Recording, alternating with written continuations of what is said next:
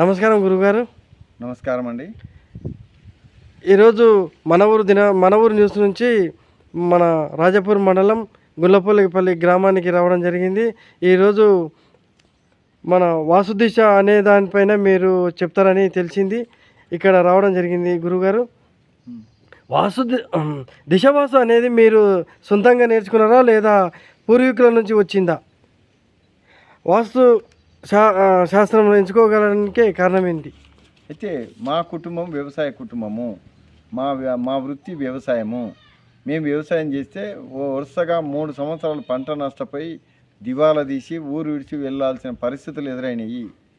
ఆ టైంలో మా అమ్మగారు, నువ్వు నీ దిశ మారితే కానీ దశ మారదు, నువ్వు ఎంత కష్టపడ్డా వేస్ట్ అని మా అమ్మ అనడం జరిగింది.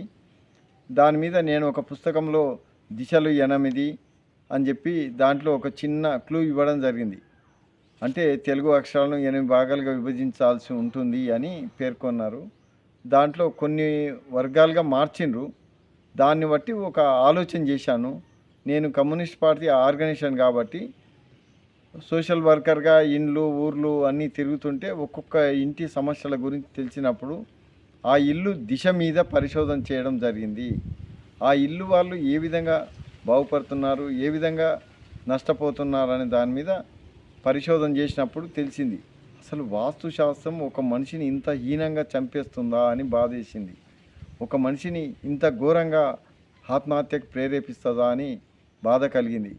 ఒక మనిషి చూస్తుండగానే కోటీశ్వరుడు కావడం దిశ ఇంత సపోర్ట్ చేస్తుందా అని నాకు నా పరిశోధనలో తేలింది.